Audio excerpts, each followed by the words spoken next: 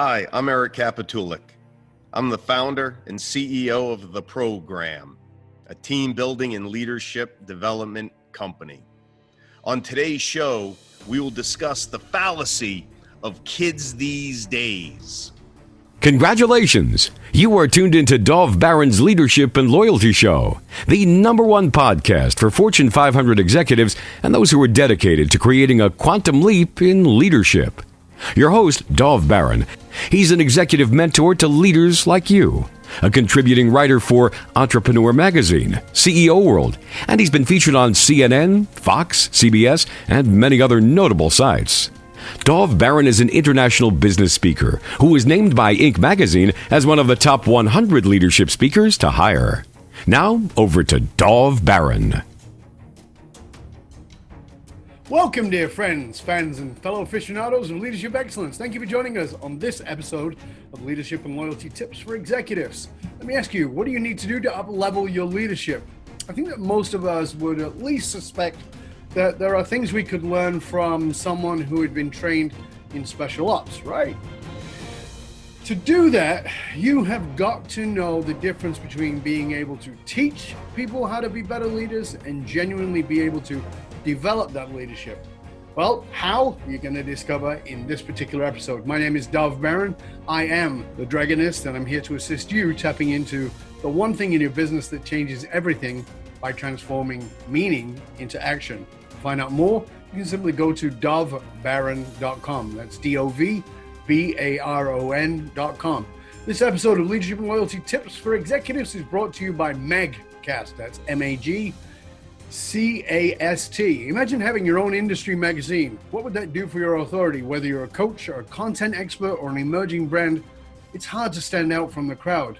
So what if there was a proven way to increase both your perceived authority and professional status in the eyes of your market and do it all at once? Well, this is your way to going from being invisible to getting a meeting with anyone. To find out more, go to MAGCAST. That's MAGCAST.co.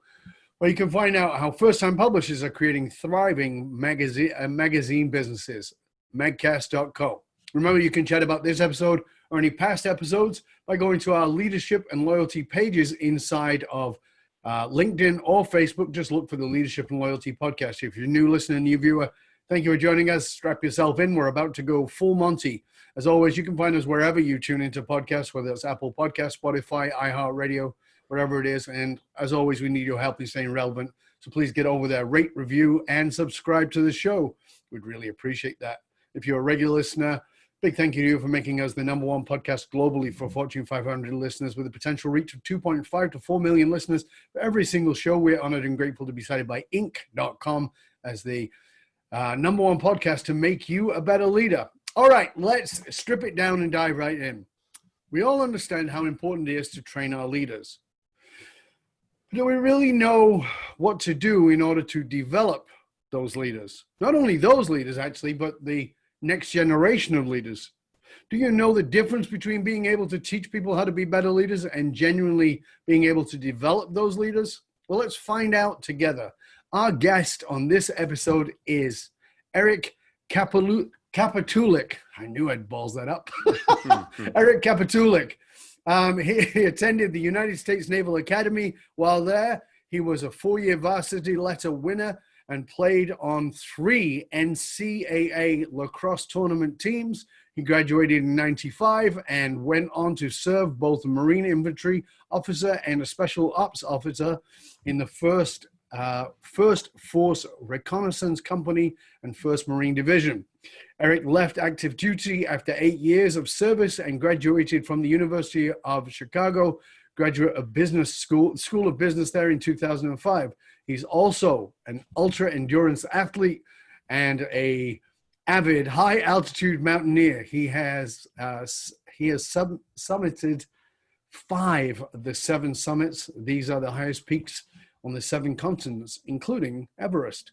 Eric is also the founder and CEO of The Program, a team building and leadership development company that works with corporations and corporate teams and professional athletes, organizations around the United States. Ladies and gentlemen, please put your hands together and help me welcome Eric Kapitulik. can hear the crowd. Whoa! Good to have you here, mate. Nice to be here. Yeah, no, thanks so much for having me, Dov. I appreciate it and appreciate the warm welcome. You're very welcome. That's right. One of the questions we like to ask our guests right at the beginning is, because this is leadership, and I think leadership is so much about influence. And one of the things I like to ask is our guests, I know that there's always famous people we can call them, but who's somebody who's likely really influenced you and your leadership, who we may not know about, we may not know, they even know the name of, who's had a major influence on you in leadership? Yeah, well, thanks for the question, Dov, because it gives me an opportunity to talk about my parents, both my mom and my dad. When you're in the military, let alone special operations, everybody wants to talk about the impact of how that experience changed you, or what did you learn from it? And the thing that I really, with so much personal reflection, that I've realized is that the biggest influence, the things where I was taught and learned the most, was by being fortunate enough to have my mom and my dad.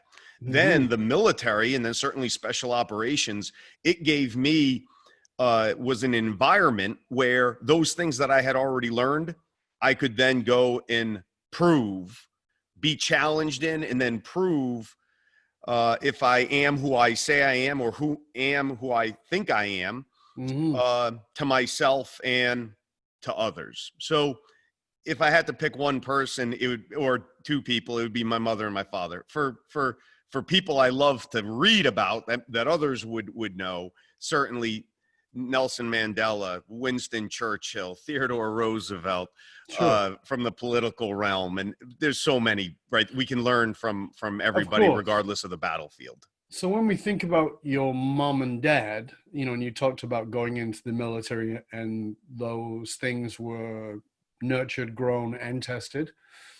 If you had to pick something that your mom and dad, either collectively or individually, gave you in that context of shifting what would become your focus around leadership, is there a particular thing that really stands out for you? I would think three. I would think number one, selflessness. My dad was a state policeman. My mom was a high school French teacher. We didn't have a lot of money. We had enough. We had everything we needed, not everything we wanted, but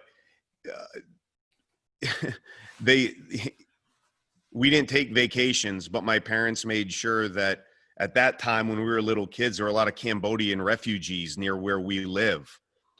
All of our clothes, they would money they did not have, they would donate to help families coming from Cambodia and other places, always putting themselves last. It was always about the team, their family, right? Their children, first and foremost, and then others.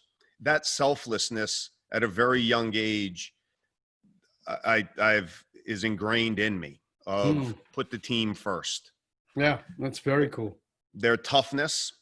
When I think of toughness, I think a lot of people see me, Dov, and they see the things I've done in my life. They hear about some of those things you just read off, right? And they think physical toughness. Sure. And to me, that certainly is part of it, but no bigger part. It's none bigger than our mental and our emotional toughness or resiliency. And third would be disciplined, and do what you say you are going to do. And that develops trust. Like with my parents, I trusted when they said, do this, this is what's going to happen. This is the consequence. Oh, I trusted that was going to be the consequence. Now, the upside of it was true too. Hey, Eric, if you do this, if you are this, hey, there are benefits for that. And I trusted that was going to be the case. Those three things have made me who I am, and what a big part of who we are as a company and what we teach. That's really interesting. And, it's one of the questions I love asking, because I think that we're all influenced at a very early age, and we don't actually often. I mean, I've had many guests who say, I never thought about that, but you're right. That like the premise for my entire business or my entire leadership is actually from that teacher at high school, or that teacher in junior school, or that mentor when I was a kid, or my mom or my uncle, or it's really always fascinating to me that there's some sort of bare bones root piece there. Oh, well, Dov, how about in your own life? Would you point to a teacher or a coach, or would you point to a parent or somebody else in your own life? So I would definitely point to an uncle. Really? Not to my parents, but my uncle. And the reason is my uncle was only 9 years older than me, so he was old enough to be cool, but but not square. Yeah, exactly. And he introduced me. He is the guy who gave me my love of music, and he introduced me to Martin Luther King, and understanding him and Gandhi, and that was my driver to become a speaker and have influence, was Martin Luther King. So yeah, it's again, it's always someone like that. It was an art teacher who believed in me, she was my Hebrew teacher, and I would go into her class when I was learning Hebrew. And the reason I failed Hebrew in later years was because she never made me do any. She just loved my art, and she would just encourage my art, and she wanted me to be an artist. And and it, the people say, well, you didn't become an artist. No, but the belief she had in me, that's right, confidence, was so bizarre for me that she's like, you are going to be very important. And I was like, okay, it's like, I don't know what you're smoking, but that's all right. But it was that. So I think you're right. I mean, it's always someone, oftentimes, that we don't think about who has that influence. It's powerful, eh? That's right.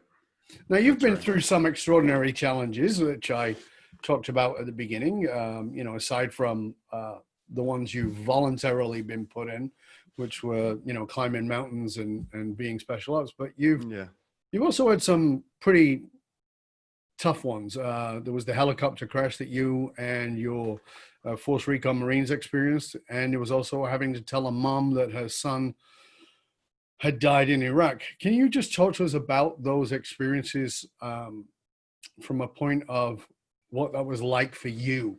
Yeah. Because we all think we're made of things, and we talk about toughness and resilience and all the rest of it. But one of my things is I'm like you. I look tough, but I'm a great believer in the depth of vulnerability and the power of that softness and humanity. And all the great leaders I've ever met all see that. What about you when you had those experiences? Yeah, I appreciate the question. And because I think that, before we came on here, we were discussing about biases, and people don't think they have them. Well, the truth is, people look at you, Dov, and they have a certain bias. They hear you, they see you, they have a certain bias about you without ever talking to you, without ever knowing you. The same is true for me. And look, and the same is true for you and I with other people too. That we see. We all have them, right? And I think one of the biases is that when people look at me and they think tough, as I said earlier, they want to think physical toughness, but it's actually those mental and emotional things in our life that are the truly hard things. For me, and for what we teach at the program, we talk about the power of our minds and mindset, because our thoughts become our words, and our words manifest themselves in our actions. The same is true in the opposite direction. If you're not happy, just put a smile on your face. You'll actually make yourself happy by doing some of those things. Well, one of the key things that we do, you'll never hear me say it, is I'll never use the word hard for any of our typical day-to-day things that we do. Climbing Mount Everest was not hard. That was challenging. Running 8 Ironmans, not hard, just challenging. The truly hard things are the things we have no choice over. Right. Sick, death of a loved one, children who we were just talking about it, children who are not fortunate enough to be born with a dad who's a policeman and a mom's a school teacher, and who are selfless to them. No, those are the things that are truly hard in life. You have no choice. The helicopter crash, certainly I didn't have a choice in that. Did I want it to happen or not? But really, swimming out of the helicopter crash and coming to the surface, I would still put that as challenging. The things I save that word hard for are things like being asked, because I can't be commanded to do it. I have to be asked. being asked to be a casualty assistance officer, and driving home, putting on my dress blue uniform, driving to a family's home, parking my car, walking up their stone steps, ringing the doorbell, and just standing there and waiting for that door to be answered. That, as any parent knows, I'm about to ruin this mother and father's life. It's not, well, the enemy in Iraq is ruining your life. No, I am. I'm going to be the guy, because I'm going to be the one who tells you here on this Tuesday afternoon, beautiful Tuesday afternoon, your son has just died in Iraq. To stand there and wait for that door to be answered, those are the things that are hard. So I'm very judicious with my use of that word. Yeah. And it's, that's an unimaginable job. I mean, I have friends who are cops, and they've talked about doing the same thing. And it's just, some of my friends are, they look like us. They look like, tough guys, and they're all super big heart guys. And one of my friends just talking to me about standing at that front door, and he said it must have been 15 to 20 seconds before the parent arrived to open the door. And he says, without doubt, it was the longest, most heart pounding. And he'd been in riots. He'd been in all kinds of crazy situations. He goes, it was the hardest, most heart pounding 10, 15 seconds that felt like hours. And he said, after he delivered it, he went back to his car with the other policeman he was with, went back to the car, and they looked at each other and put their heads down and both began to sob. Two big guys, and they're just like, it's the humanity of us that we forget is where the real, like anything is not as tough as delivering something like that. I just can't imagine anything like that. So that's right. And by the way, and I even feel badly even talking about it, because I'll tell you right now, you know what's tougher than that? Yeah, being the person on the receiving end of it. Oh, I'm sure. So, but thankfully, knock on wood, I haven't been. Yeah. So I can't talk to that. But humanity is you saying that's a good word for, at least here in America, that's a word that all of us would be well served to think about and act upon. Act as humans. Yeah. Well, when we look at the silly differences, the biases, which are skin color, obviously, economics, most people don't choose their economic situation. They work towards something for sure. But, if you're born into a family with, as you said, where you won the lottery, that's very different than being born into a family where you are starting, 20 miles behind the race. It's very difficult. And so that need for us to return to a place of humanity, which is a deep level of empathy and compassion. And I know that for people, that it's hard for them to walk in the shoes of another person if they've never had experience. And I say that to them all the time. And I say, that's okay. That is difficult. You've never been through the experience, but you can imagine. You can allow yourself to just imagine what that would be like. I think, Dov, that first, I think and foremost, personally, I think a big hinge, I'll speak for myself. Of course. All of the experiences that I've had in my life, in traveling to so many other countries and seeing so many different cultures, and traveling throughout the United States and seeing so many different parts of the United States, going to business school at the University of Chicago. Dov, most of my fellow students at the University of Chicago Graduate School of Business, they lived in Wrigleyville because they're coming from investment banking jobs. Yeah. Well, I'm coming from the Marine Corps. I don't have a penny to my name, so I have to live on the South Side. Yeah, I live on the South Side of Chicago. We have a much different experience of what Chicago looks like. Right. Because I live on the South Side and they live on the North. Yep.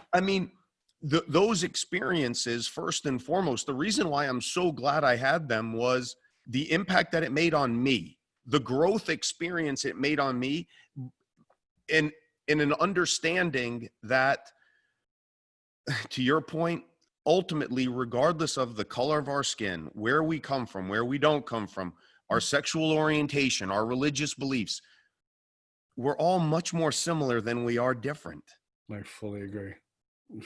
Let's treat each other in our vernacular at the program. Let's be great teammates for each other. Mm-hmm. Countries are very different. The people in them, we're all generally the same. Oh, yeah. I think I told you that I went and spoke in Iran. I spoke at Tehran, and I came back and felt almost an obligation to, certainly a responsibility to come back and write about my experience there, because we are, and again, not just Americans, but we are, as in humanity, very good at othering. And the reason I wrote that article was to say, listen, I know you think those are others, but they're just like you. That, people are driving around in shitty cars and in Mercedes, and people are packing their kids off to school, and they're trying to make rent, and they're down the market, and they're doing all the things that are normal, and they're warm and they're kind, and they don't think all the stuff you're told by the media that Iranians think of you. They don't. They love Americans. They love Canadians. They love Brits. They don't know why we hate them. Well, we don't. The media tells them that. So it's like, let's humanize. Let's humanize. It's the biggest, most important thing we can do. And again, I don't believe we can do that without very high levels of, before anything else, before we try and get into the soft skills of love and compassion. No, you got to be curious. You can't get to those things unless you're curious. Like, let me find out about you. Let me look for what's similar. We have to communicate. And Dov, during this time, during the quarantine, one of the things, and this is even pre the George Floyd and the race things that we have going on in our own country. I'm even before that, just in the quarantine, one of the things, one of our main teaching points is we have got to be able to effectively communicate. But when people hear effective communication, Dov, you know what they mostly think about? Talking. They think talking, when in fact, communication is two parts. Yes, it's talking, it's listening. And of the two skills, that listening skill is much more mission critical. And in our words, what we talk about is listen to understand, not to respond. Mm-hmm. That's a skill that we have to develop. That's it. You're not inherently born with it. You have to work on doing that. Yes. And if we can ask a question so that that question is just for us to understand, not, hey, I'm going to change your mind, or that you're going to change. By asking this question, I gain a better understanding of it. But to do that, you have to ask the question and then listen to understand, not ask a question just so that you can respond to it. Yeah, and that's why I say to people all the time, when I'm talking about curiosity, please understand I'm not talking about being great at questions. I think that's a very useful and powerful skill. But curious means I'm not listening so I can answer. I'm listening so I can hear. And that's a big difference. And that's curiosity, because now it's like, oh, well, that made me wonder about this. Not, oh, how can I prove you wrong? Because we get adversarial when we ask a question, and that's different than being curious, which is continuously opening. Dov, it's so funny you talk about, proving that I'm right or proving that you're wrong. I look at that, and we look at that at the program, and I think about all these experiences that I've had in my life, which have made such an impact, and that I've chosen to have an impact on me. But if we are always stuck on right and wrong, if you draw a 6 on the ground and you stand on one side of it and I stand on the other, well, it looks like 6 to me and it looks like 9 to you. We're not wrong. We're just looking, we have a different understanding of what we're looking at. Yeah, and rather than prove right or wrong, let's be mature enough to come into any of these challenges that we're faced with an idea of, hey, let's get to a better place. Not perfect. Utopia is not an option, but let's get to a better, instead of me trying to prove I'm right or that you're right or he's wrong, let's just get better. God, we would be in a better place for it. Yeah, I agree. And I think that part of the problem, this is my opinion, but part of the problem is that we hold success in the context of a goal reached. And I think that that's a very poor measure, because we say, well, you're rich because you have $1 billion. Yeah, but you want to kill yourself, and your kids hate you, and your wife hates you, and you have no friends. I don't know if you're wealthy. I know you got a ton of money. So I think that part of the problem becomes that we are goal-oriented. And you speak about this extensively in the book and in your work, which is the difference between goals and standards. I really want to have you unpack that a little bit for us, because I really want people to take that in, because it's vital. Yeah. Dov, one of the things thank you. I'm passionate about that, because first and foremost, okay, yes, I led a special operations team.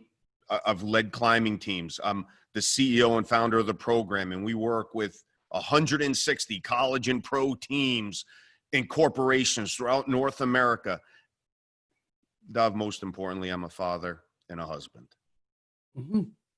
That's who I am. Right. Those are other things that I do. Father and husband is who I am. Yes. And first and foremost, there's so many things that we don't control in life, but boy, we concern ourselves with them. Mm-hmm. One of the things that we have some level of control over is our marriages and our families, raising our children, not letting our children grow up, but raising them. Mm-hmm. And for us at the program, for me personally, that is where we talk about goals and standards. Mm-hmm. Okay.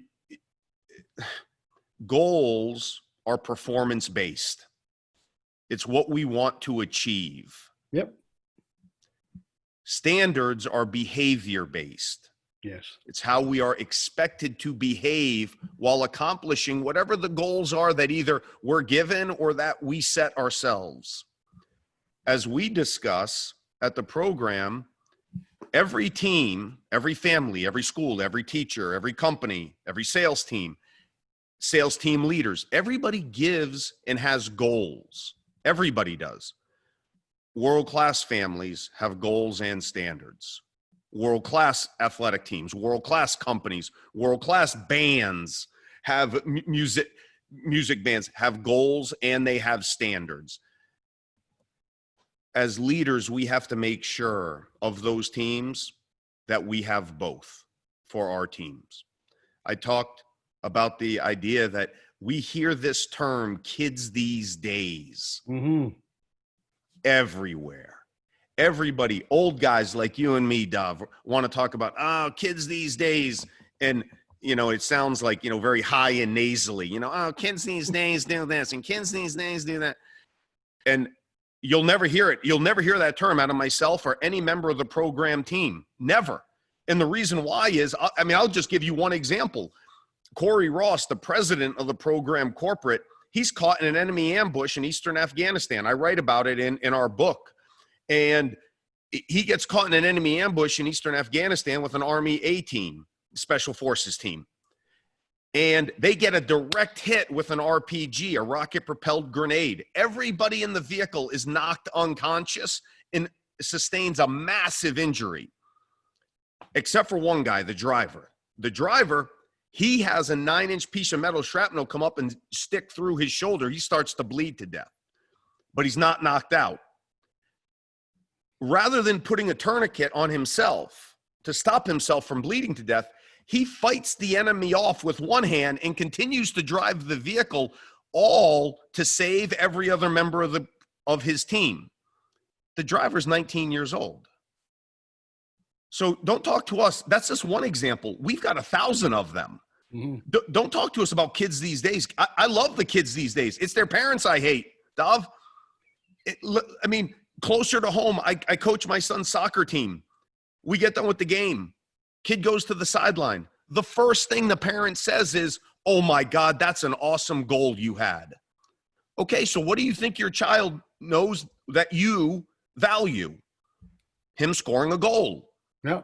No, let's be better than that. Yes, my kid's going to be happy if he scores a goal, and I'll be happy, for him, not for me, for him.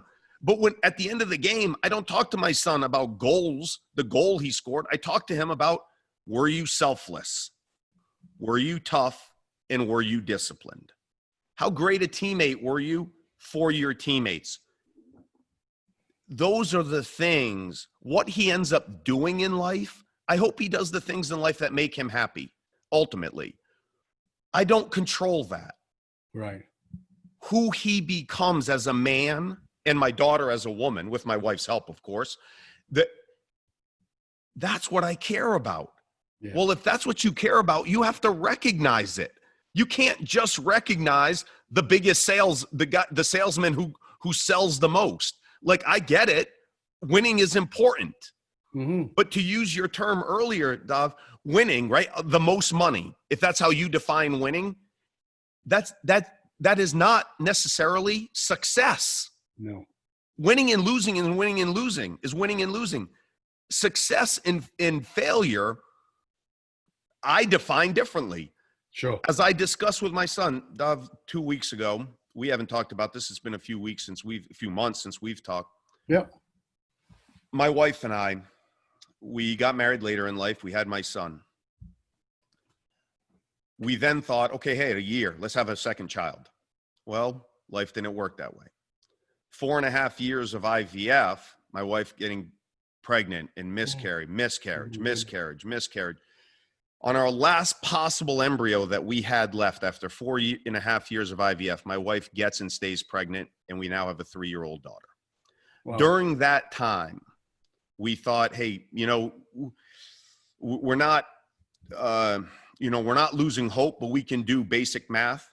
Mm-hmm. We want to have a bigger family. We love being parents. Let's adopt the child. So we go through the adoption process. She gets pregnant. Now we have an infant at home. The adoption isn't working out for us. Just this past March, we decided, hey, look, instead of adopting, let's foster. The following week, we got a call from the adoption agency saying that we had been selected by a birth mother to adopt her child.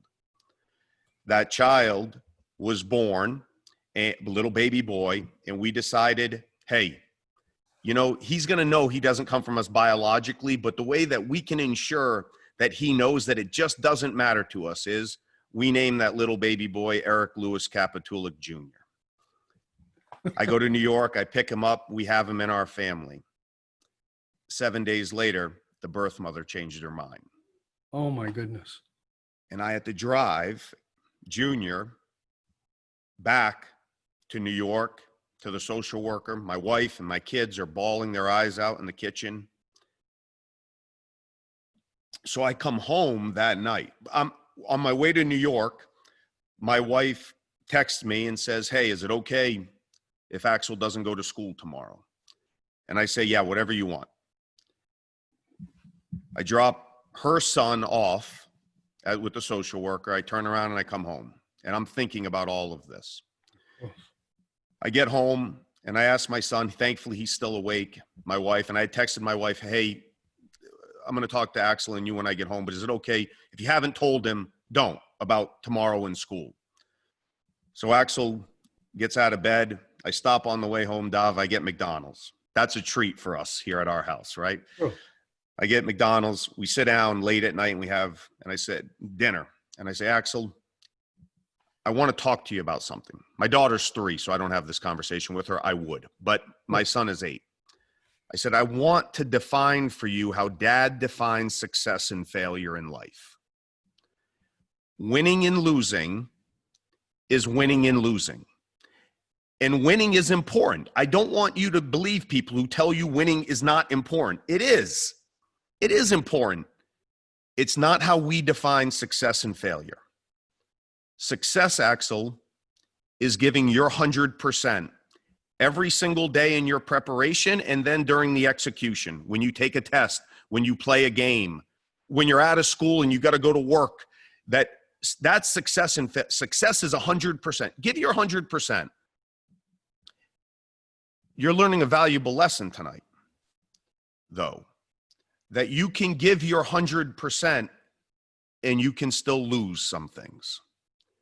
and it's painful. Don't let that stop you from giving your 100%, because if you can do it consistently, be disciplined enough to do it consistently. Yes, you may still win. Yes, you may still lose, but ultimately you will be a success because you do so. Number two,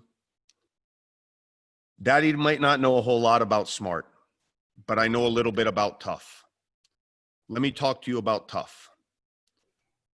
Tough guys have emotions. Tough guys show emotions. Really tough guys can ask for help if they need help with those emotions. You cried tonight. Axel, tough guys do. If in the future you need help with those emotions, ask for help. Mommy and dad are always going to be here for you. But Axel, tomorrow morning, Mom and dad are going to wake up and we're going to work, because that's also what tough guys do. And you're going to school. What I just talked about, Dav, was not goals. Not at all. Goals are get an A, score a goal. Here's the revenue goal. Standards, behaviors, toughness, selflessness. That's what we're going to that's what we're going to talk about. That's what we're going to recognize, because ultimately that will determine who he is, not what he does, but who he is. And that's the most important thing for us, I hope, as leaders. You know, we could end the show there, because we're not going to, but we could, because first of all, I want to thank you for your tremendous vulnerability in sharing with us what happened with your adopted child. I can't even imagine, like I felt choked up as you were telling me.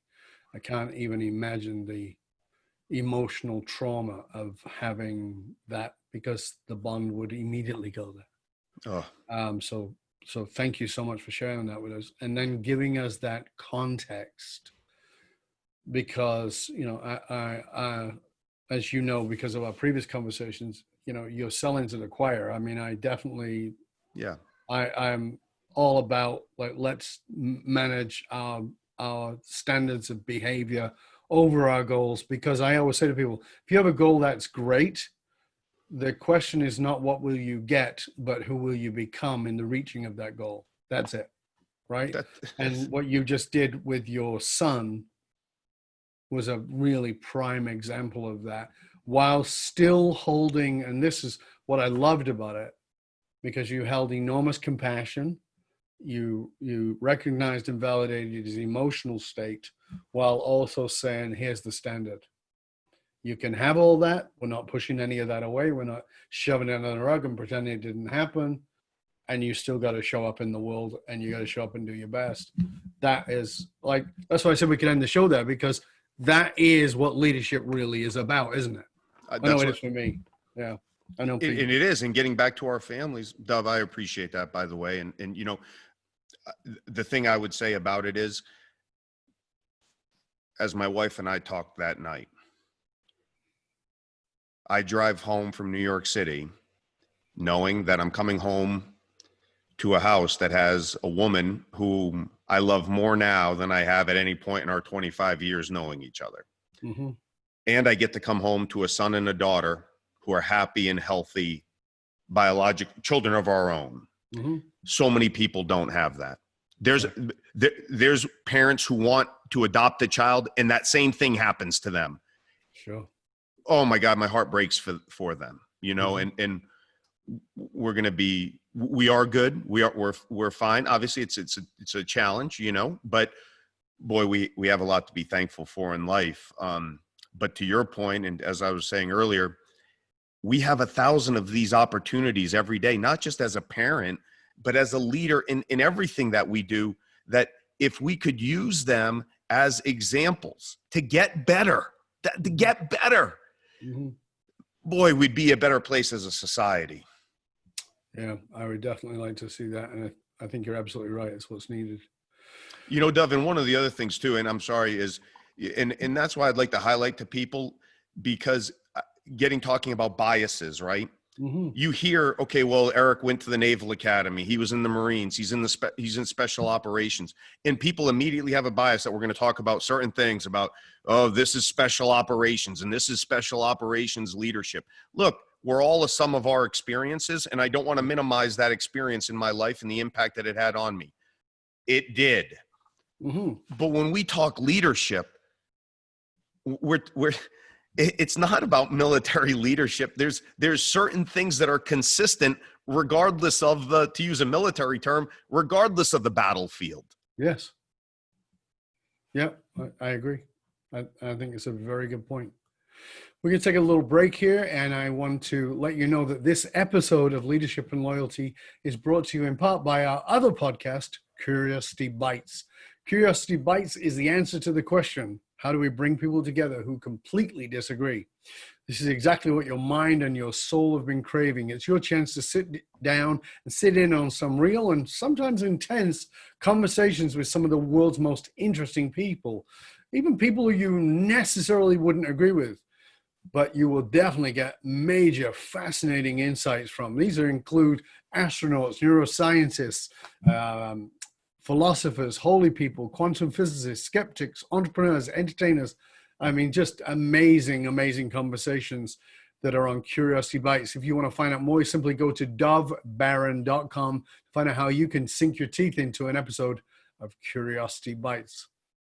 All right, I want to welcome you back. I'm here with CEO and author of the program, Eric Kapitulik, and we've been sort of gone into a lot of the messages, what's really about what leadership is actually about. But one of the things you talk about in the program, in the book and in your program, is you talk about that bead of sweat moment and being battle ready.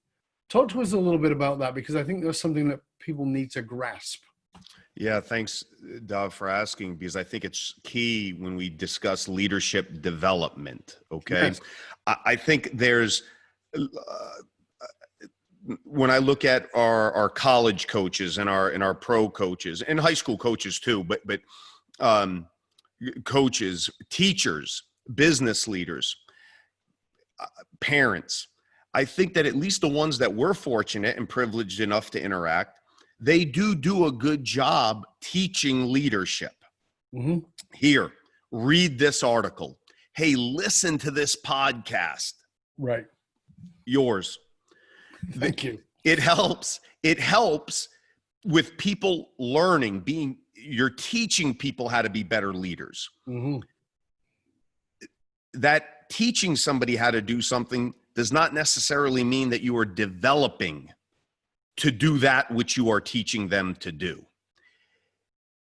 What we discuss is we can teach people how to be better leaders in a climate-controlled classroom. Mm-hmm. You don't become one until the first bead of sweat hits your forehead, until we start feeling adversity, until we're faced with adversity, whether that be physical, mental, or emotional. The way that we develop leaders is, as somebody in a position of authority, we provide our subordinates with a task that needs to be completed, conditions that they have to work with. Mm-hmm. You have to, using an athletic example, hey, you're responsible for the cleanliness of the locker room. That's a task. Right. The conditions, hey, you can use all of your teammates. Here's the cleaning supplies, whatever. The standard. Here, let me show you what a locker is supposed to look like, so you know what the standard is for every single locker room here. Mm-hmm. Okay. Now, as the person in the position of authority, you go there and the locker room's dirty. I don't talk to the whole team. I go talk to the person who's the leader of that or responsible for the cleanliness of the locker room. And Dov, obviously, I'm using an athletic example here. It can be used for anywhere. Okay, anywhere. But until we're putting our subordinates into roles where they have authority, where they are held accountable for the actions of others, we might be teaching leadership, but we're not developing their leadership. That's key to developing and ensuring that we have generations of leaders to come, is not just teaching people how to be better leaders, not just putting them into positions of authority, but instead first developing their leadership for that next position of authority. So let's just go into that as a practicality for a moment here, because let's imagine that Fred, Susan, whoever it is of ABC Inc. is listening to you and they go, okay, I get that. How do I do that? How do I get them, quote, battle ready, other than throwing them in? Yeah. I mean, so I've had them read all the things. I had them take the lecture. They've read the books. Now, I mean, are you just saying I should just throw them in? What do I do? Right. Yeah. Dov, I'll use an example from one of our biggest corporate clients that we have, and you see this all the time, I'm sure, with all of your clients as well. Is the best salesman gets promoted to regional sales director. Peter principle. Oh, I'm sorry. What is that? Peter principle. That's right. That's right. We are raised to the level of our incompetence. That's right. That's right. In using our example here that I was going to use, we work with a huge energy company.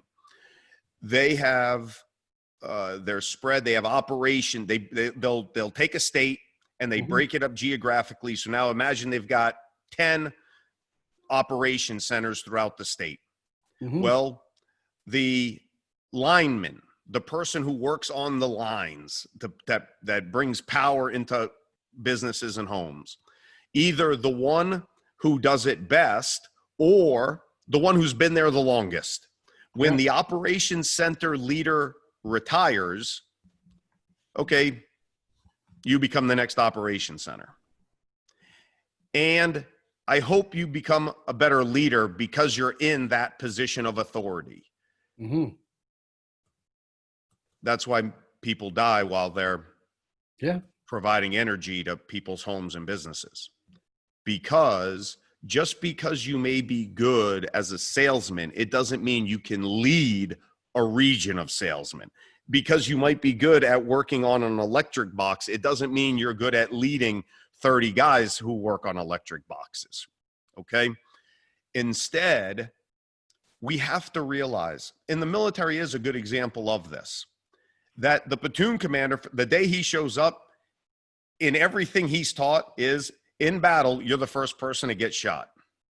So when you're in that position, who are you developing next? Who's going to take your role? Who's the next person after that? Who's going to take the role after that? And then how do you develop them?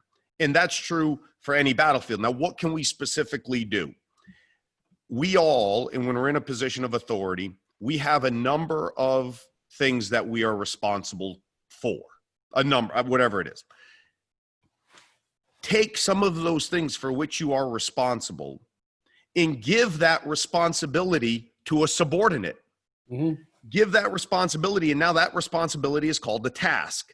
Give them the conditions so they understand, hey, okay, I'm responsible for this now, but what are my parameters? Can I do other people, or is this a one-person show, or can I use the rest of the team?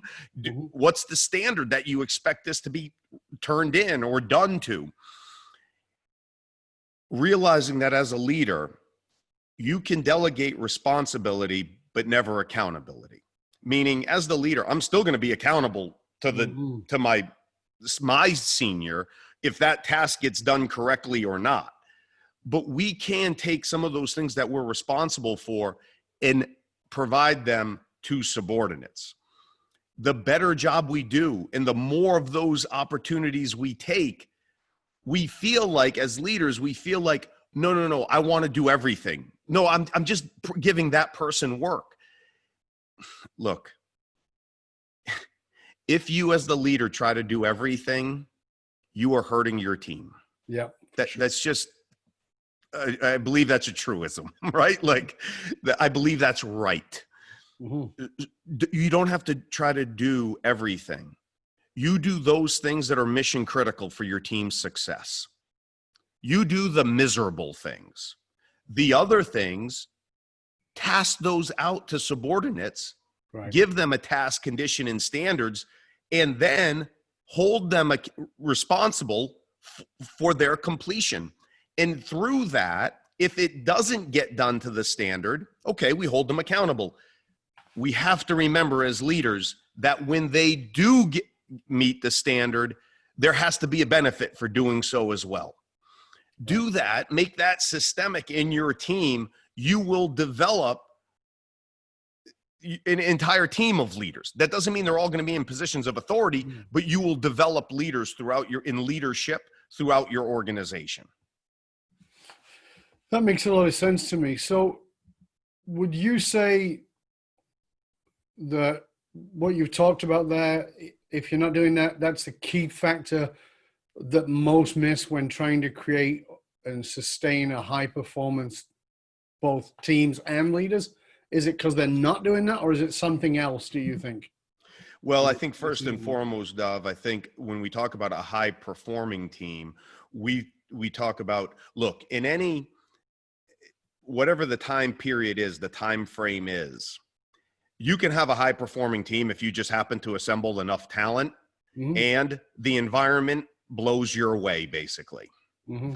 I discussed the idea of, yes, I summited Mount Everest. I don't feel like I conquered it because, I mean, I've tried climbing Nanga Parbat, which is the 9th tallest mountain in northern Pakistan. I didn't get close to the summit because the environment does have a vote in our goal accomplishment, especially in the short term, Okay. Yep.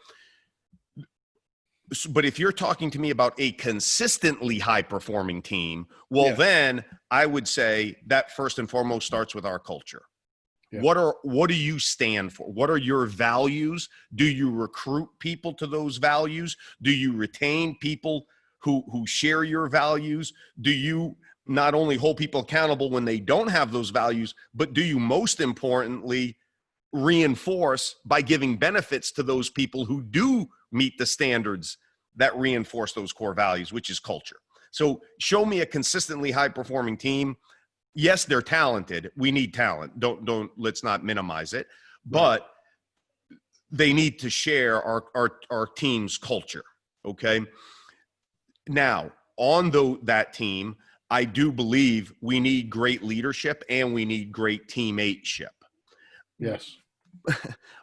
But as we discuss, you can be a great teammate and never be a great team leader. And that's great. I don't know why, even as parents, why being a team leader all of a sudden has become the be all and end all. Dov, if 20 years from now, my son's working for you, and you're probably thinking, look, hey, Eric, 20 years from now, if your son's working for me, I've made some bad decisions in my life, right? But if, you know, I mean, if you, no, I actually don't see it that way. You're passionate about what you do. Well, I know. Somebody said to me recently, when are you going to retire? I said, when they put me in a box. Yeah, and I know, and actually, as I said it, I was like, yeah, that's a bad example because me, like you, we get to do something we're passionate about. So it's really not work. We get to do something we're passionate about. But so 20 years from now, my son comes to work for you, and you tell me, Eric, Axel is the greatest teammate I've ever had at any of my companies. Man, my wife and I are going to feel like, boy, we did our job. Yeah. I mean, that's power. That's a powerful statement. So, but you can be a great teammate without ever being a great team leader. But if you want to be a great team leader, we've got to be great teammates first. So on high performing teams, we have both. Yeah. Eric, you and I could go for a lot longer. This is a great conversation. I've really enjoyed it. Thank you. Before we pack up, I want to do two quick things. One, of course, I will ask you to tell people where they can find out more about you and the program and your book, and et cetera. But before I do that, you know, I'm always wanting to leave my listeners, our viewers, with a simple piece of practical advice, something they can go away, do right at the end of the podcast? What is the thing you would say, go do this, put this in action right away? Well, I think first and foremost,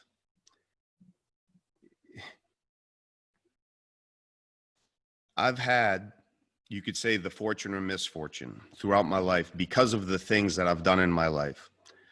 I've had too many people, friends who have died. And I go to their funeral and everybody is talking about the amazing people they are. And I always have thought, man, it's real unfortunate that they can't hear this. I've made it a habit in my life that anytime I'm talking about somebody, Dov, you and I are talking about this other person that we both know, and we go, man, that guy is a great guy. And by the way, I use the term guy as a universal guy, girl, woman. Yeah. That man, that woman that we're talking about, God, they're just good people, great people. It's a habit in my life that I call them on the phone and I tell them, hey, I don't text them. I call them and say, I just want to let you know, Dov and I were just talking about you. And we were just talking about what a great person you are. I want to tell you that. I hope you have a nice day. I'll leave a voicemail, and hey, don't call me back. I know you're busy, whatever. If all of us could think of those people who we love most in our life, for many of us as spouses, maybe it's a spouse that we may not like right now because of things that happen in our lives, but those people that we love most in our lives, I would just suggest to you that you go and hug them and tell them, because you don't know what tomorrow's going to look like, but you know what right now is. Yeah. We talked about humanity before. Boy, if we could, doesn't mean that we don't disagree with each other. We are going to disagree with each other. There is no true thing as utopia. There are going to be disagreements. There's going to be fights. But boy, if we could just all love each other more, we would be better as families, as athletic teams, as corporations, as countries, as societies, and as a human race.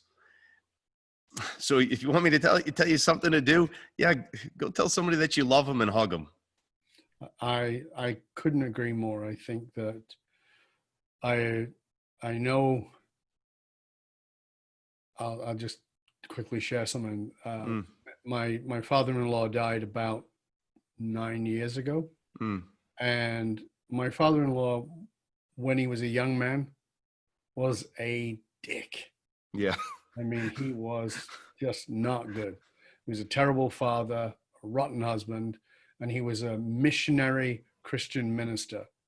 He was a wonderfully good man to his community. He used to call his house Hotel Chandra, because it didn't matter who was passing by, that you could always stay at their house, you could always eat. But as a father and a husband, he was a whole different man. And I sat down with him. Nobody could talk to him because he was tough and he was a hard guy. And he's very defensive about how he'd behaved. And I sat down with him one day and I just sat with him and talked with him. And I said, just tell me about what it was like. I said, because, you came to Canada from Fiji with 5 kids and lived in a 1-bedroom apartment.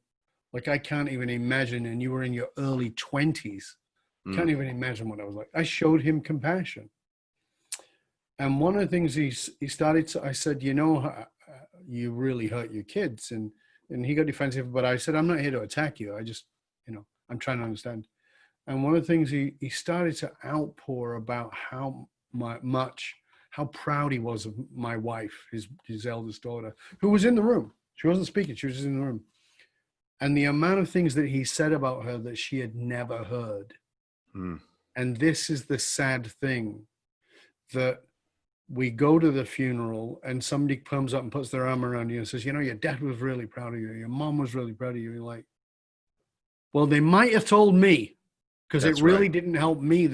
And I love what you're saying there, is that we all need to go out and tell the person, eyeball to eyeball, preferably, but at least in some direct manner, so that they can know that about themselves. Because one of the things I say to people all the time, I don't care who you are. I don't care if you're Dov Baron. I don't care if you're Eric, or if you're, king of the world. We've all got insecurities. And we all need, particularly those that we love, to tell us that we're all right. You know, you look at me and you go, you don't have any problems. Look at Eric, you go, these guys don't ever. Of course we do. That's what makes us better humans, is that we do question. And there's nothing more powerful than my wife looking at me and going, you look good. I'm like, oh yeah? That's right. It's like, you know, that's right. I looked in the mirror 3 minutes ago. I was like, yeah, I look okay. And I'm going out. I could go out and in public and somebody could go, wow, you look really good today. I'm like, oh, thank you. It hits the plexiglass. But when my wife says it, man, that's like, oh yeah. Yeah. That's Dov. That's so. I had that same discussion with my wife about it the other day. I did a broadcast myself. I interviewed a couple of NFL players about marijuana in sports. Okay, and my son he likes sports and stuff. And he asked me that night, "Hey, Dad, can we go online and see how many likes you have?" And I said, No, we're not going online to see how many likes I have, because I don't care how many likes I have, because online are people. First of all, if I care that much about the likes, I'm going to have to also care about all the hates. Yeah. And quite frankly, Axel, with all the people online, who are they? Axel, what I really care about, and I've already had this conversation, was, what did your mother think about it? Axel, what did you think about it? Okay, I'm good. That's it. Yeah, I love it. I love it. That's fabulous. It's so funny when I hear you talking about that. I say the same. Dov, it's really been a nice time talking to you. I appreciate the questions. I feel it's more, you're very good at what you do, because I'm sure I'm not the first person to tell you this, that it's not being interviewed, it's having a conversation with you. Well, so I appreciate that, and appreciate the opportunity to spend little bit of time here with you this afternoon. So thank you for it. Thank you. It's been a real pleasure and honor. And I'd love for you to tell our listeners, our viewers, where they can find out more about you, all of your resources, and of course the book and your trainings. Yeah, thanks so much. I'm excited to do so, because the most important place to find out more about my teammates at the program is by going to theprogram.org. And that's where you learn about my team and the other men and women with whom I'm privileged enough to work with. So please go there. I've talked about enough about everything there is to know about Eric Kapitulik, but you will find out a lot more about the program, who we are, number one. Number two, what we do, by going to theprogram.org. You can also buy our book either there, called The Program, or by going to Barnes & Noble or Amazon. But thank you. You're welcome. Thank you, Eric. It's been a pleasure and honor to have you here. And again, the URL for that, which of course we'll have in the show notes, is theprogram.org. Okay, the program, not just program, the program. Eric Kapitulik, it was awesome, mate. Thank you so much. I really enjoyed it. I hope you'll stay with us to the end. And for you, dear listener, remember you can hang out with other conscious leaders and chat about this episode or any past episodes inside of our Facebook and LinkedIn groups. Just go over there and have a look. It doesn't matter how successful you are. If your employees and your customers don't understand what gives your company meaning, and you're only working at a fraction of your capability. To find out how you can hire me, Dov Baron, as a speaker or leadership strategist for you or your organization, simply go to dovbaron.com. That's DOVBARON.com. Because unified meaning, or as we call it, finding your dragonfire, is the one single monolithic difference between mediocrity and greatness in all individuals and in companies. So I want to thank you for sharing the show with everyone you know. Until next time, stay curious, my friends. Stay curious about really becoming an outstanding leader, and not just leader as in leader of others, but really being part of an outstanding team. What does that take? And I think that our guest today and myself would agree that it's really tapping into the humanity while living from a place of standards over goals. So next time, I'm Dov Baron. I'm here to assist you tapping into your dragonfire to reach that next level of clarity, focus, purpose, and profit in your business, your life, and your leadership impact. And I am